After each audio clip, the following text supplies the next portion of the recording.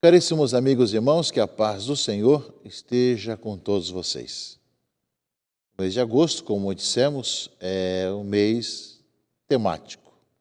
É um dos meses temáticos do ano, que além da liturgia semanal, ferial, como nós chamamos, a liturgia dominical, com todos os seus temas que vão nos conduzindo através da palavra de Deus, a aprofundar a nossa fé, a encontrar-nos com esse Deus presente em nossa vida.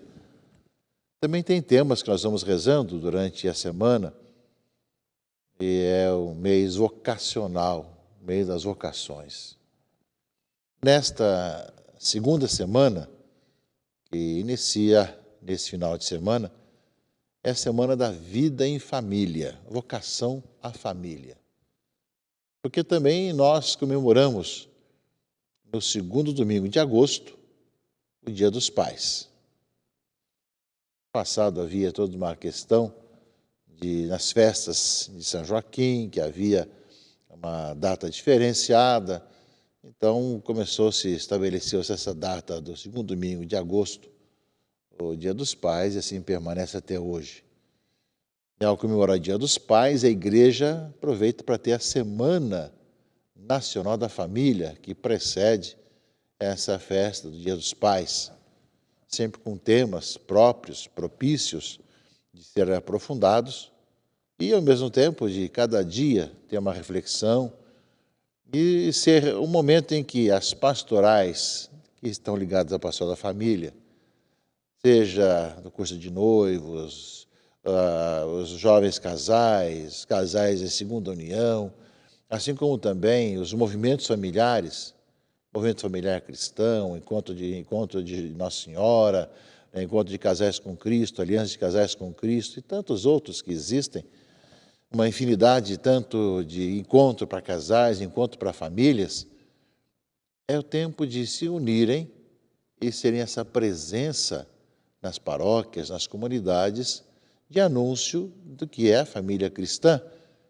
e mostrar a beleza da família cristã na sociedade. E propaganda contrária à família, nós temos muitas pelos meios de comunicação. Propaganda contrária à família, nós temos muito pelo poder econômico, de alguns aspectos que dominam nossa humanidade. Propaganda contrária à família, nós temos muitos jornais e revistas, que o modo de dar a notícia e de comentar as coisas logo já leva a querer que não exista mais a família. Inclusive, saiu muitas vezes essas ideias com relação ao tempo de pandemia, que era o tempo então de acabar com a família, nesse tempo da pandemia, quando exatamente acontece o contrário. Se une ainda muito mais em família. Aquilo que o demônio quer fazer para atrapalhar, nós vemos que a graça do Senhor, pelo seu Espírito, faz com que a cruz não se torne maldição, mas sim salvação.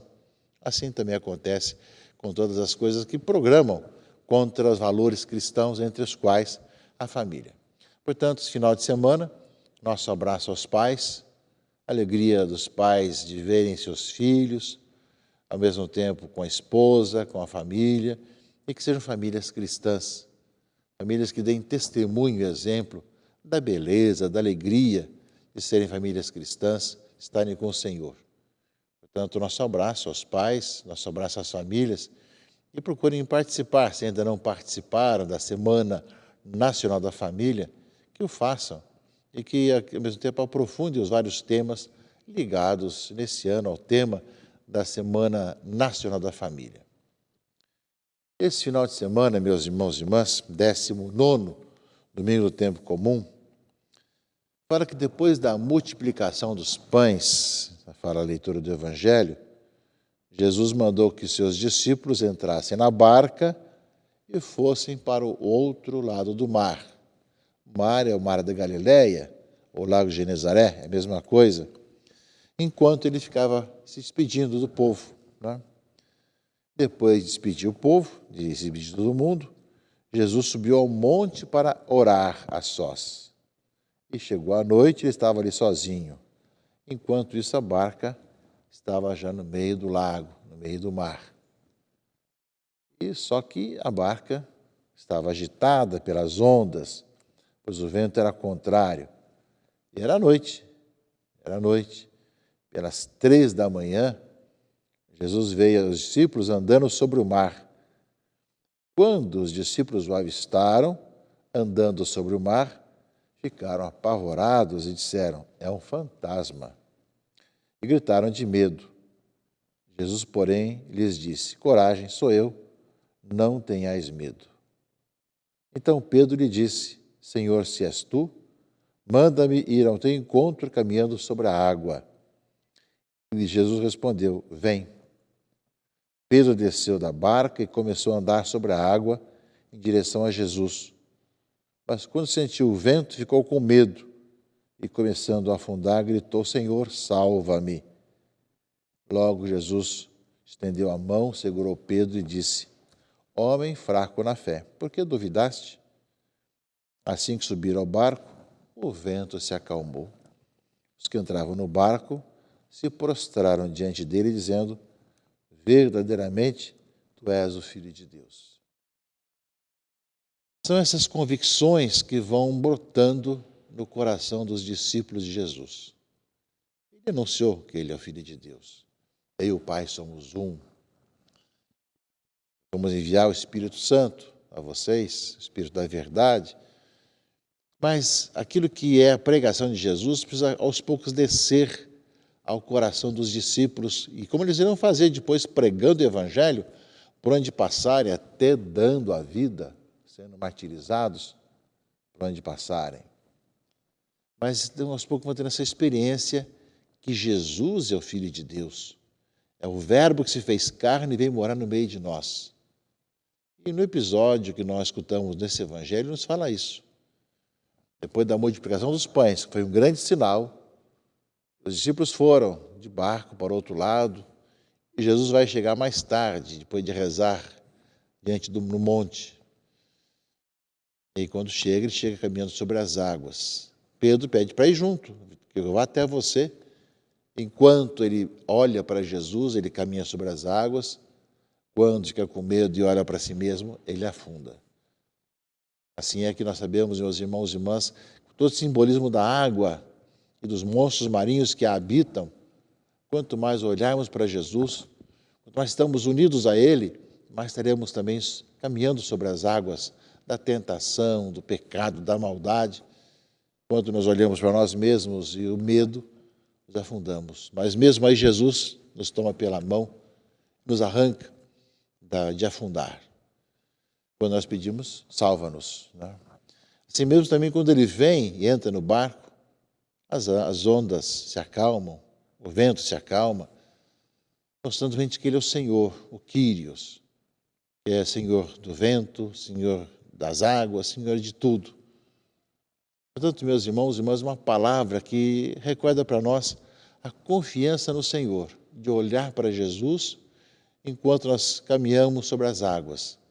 E, ao mesmo tempo, no meio das tentações, das vicissitudes, das dificuldades, das perseguições que a igreja passou e passará, saber que quando Jesus vem dentro do nosso barco, as ondas se acalmam.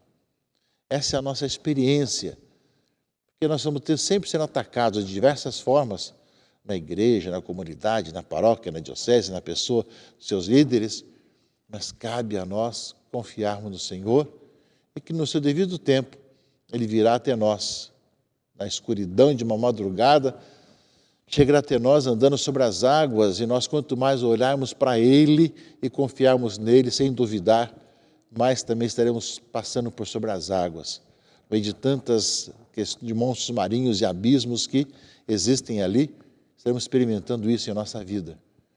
E essa experiência nos fará também ver que a sua presença no barco da igreja em nossa vida acalma o mar e acalma os corações. A palavra de hoje do Evangelho, desse final de semana, que nos ajuda muito a encontrar essa confiança, essa esperança no Senhor. Além disso, caríssimos irmãos e irmãs, nós vemos que na leitura primeira do livro dos Reis, nos fala também desse encontro com Deus. No caso, Elias chega ao Monte Horebe. Ele ficou como último e único profeta no meio de tantos falsos profetas e falsos deuses, e estava sendo perseguido. Sobrou só ele, do Deus verdadeiro. Mas ele vai fazer uma experiência com o Senhor no Monte Horebe, o monte da aliança. E ali justamente passou o vento impetuoso, passou o terremoto, passou o fogo, mas Elias encontra o Senhor numa leve brisa. Elias cobriu o rosto com o manto, saiu e pôs-se na entrada da gruta. Deus passa na vida de Elias, que está angustiado de ver aquela situação toda em que mergulhou o povo de Deus, o povo de Israel, não tendo mais profetas e tendo uma mistura religiosa de falsos profetas, inclusive o próprio rei também misturado. Então ele vai encontrar no Senhor a força, no meio dessas agitações todas também. Assim também é a nossa vida. Nós vamos ter muitas agitações na nossa história, pessoal, familiar, comunitária, paroquial, vamos ter muitas agitações. Mas quanto mais, meus irmãos e irmãs, nós estivermos unidos e confiando no Senhor e vendo Ele passar em nossa vida, como fala na leitura de Reis, que passava na brisa suave de Elias, nós vemos, meus irmãos e irmãs, que Deus nos dá força para continuarmos nossa caminhada como profeta do Senhor, nesse anúncio da vida para as pessoas. Para o Senhor, nós possamos cada vez mais tê-lo encontrado e anunciar aos irmãos e irmãs. Depois, caríssimos irmãos e irmãs,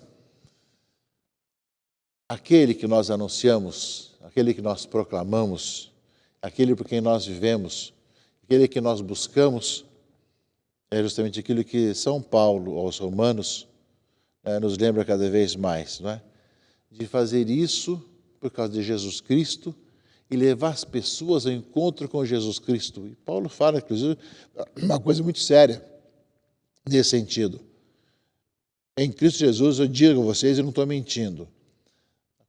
Na minha consciência, eu tenho um coração, uma grande tristeza, uma dor contínua, a ponto de desejar ser eu mesmo segregado por Cristo em favor de meus irmãos, os da minha raça.